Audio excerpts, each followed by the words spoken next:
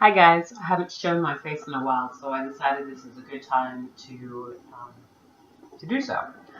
First of all, I've enjoyed reading your practice journals very much, and I continue to look forward to them. If you have any questions whatsoever while you're doing something during the week, please feel free to contact me. Today I want to talk a little bit about the background of meditation itself. You'll see that is the topic for the week.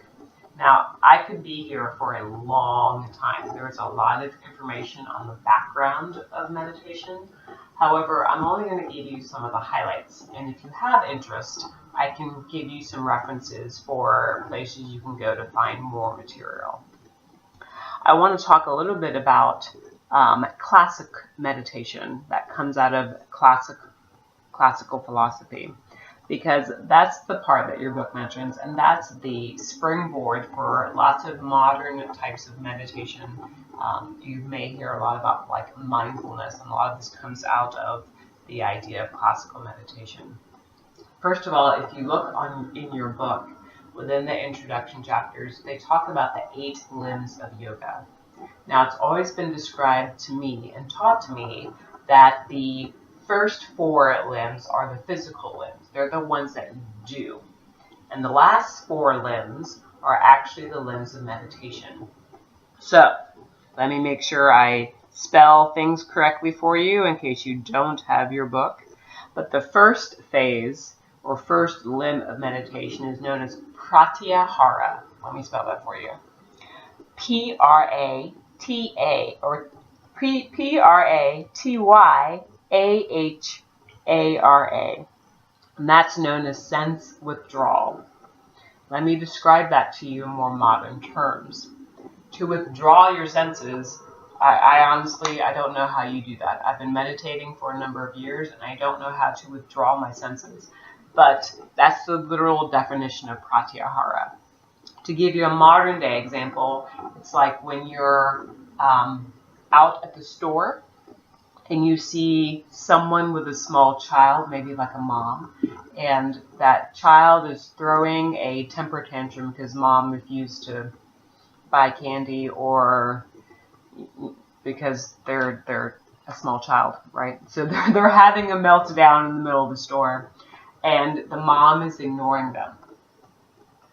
Now, and it looks to you like she's not tending to her child, but in essence, she hears everything. She is well aware of what is going on, but she has decided that buying the diapers or picking up the toilet paper or whatever task it is that she's doing is more important.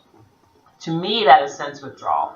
You can't not smell something. You can't not hear something. You can't not feel the air around you. Your senses are always on, but you can decide to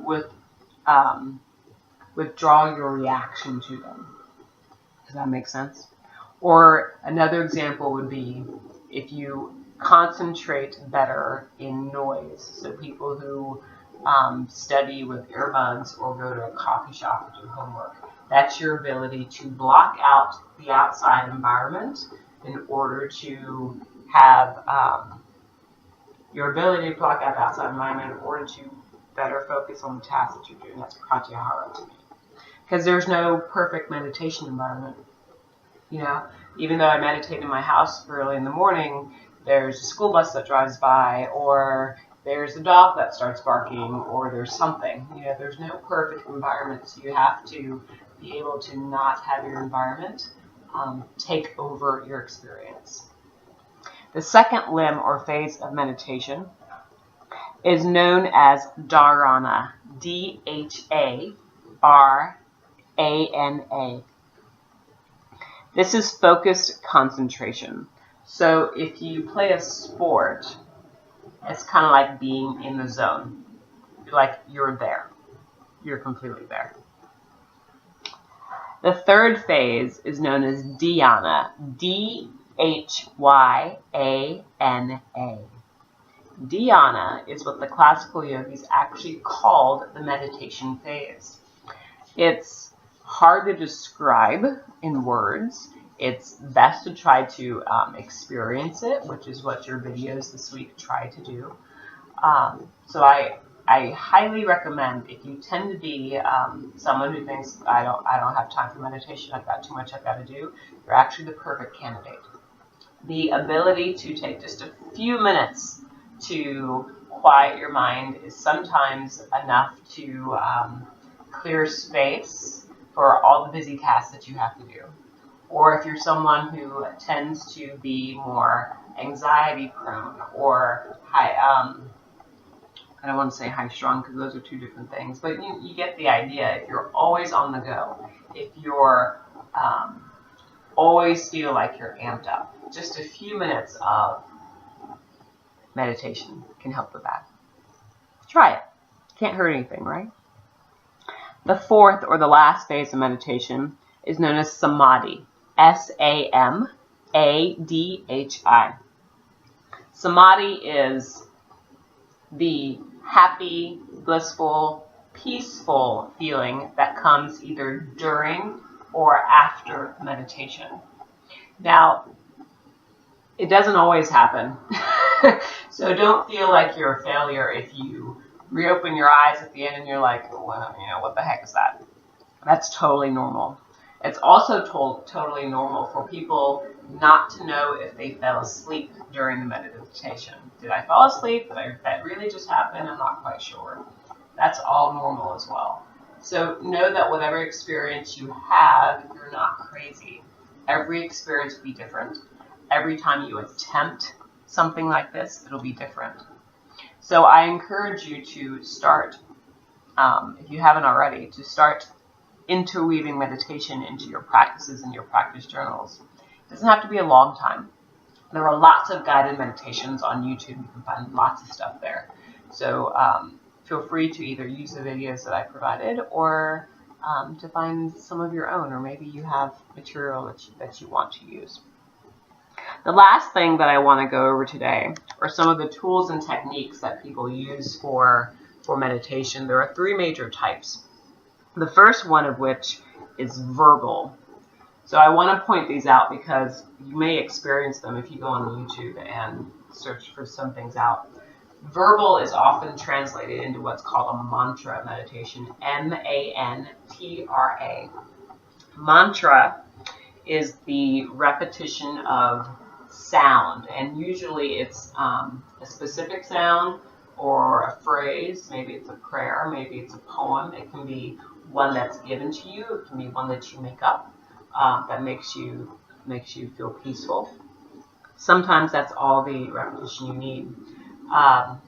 The Catholic Rosary is probably the best example of mantra meditation, that I know. It's the repetition beat by beat of prayer, and that is what brings you into pratyahara, concentration, at steady state where the mind is calm and a feeling of peace. So there's that. Another technique is visual. So you have verbal and you have visual. Visual meditations are very common. If you go onto YouTube, that's probably most likely what you're going to see. Visual meditations are ones that will describe a beach scene or will walk you through the forest or something like that and use all your senses to kind of describe a scene so that you're there and doing something within the scene. That's a visual meditation. Another technique is physical. It's a physical technique. It's called mudras, M-U-D-R-A-S. Mudras are hand placements. So it's the placement of the hand to do various things. Mudras are a physical way of reminding the body what it is you're doing. So that's another technique. You may see people do that as well. Let me say this. If you're going to sit and try meditation, please make sure you're perfectly comfortable. It is actually very physically demanding to sit for a period of time. So make sure, I usually meditate on my sofa. Even though I do own like a specific meditation bench, I find it very difficult to sit on the floor. So please make sure that you're comfortable. I don't recommend lying down. You will fall asleep, and sleeping is the exact opposite of meditation.